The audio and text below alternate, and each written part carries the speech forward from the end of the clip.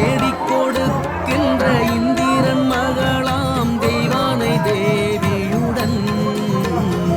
சரவண பொய்கையில் அருள்மன இரவினில் கந்த சுவாமி உந்தன் தெப்பம் தவழும் குழந்தை போல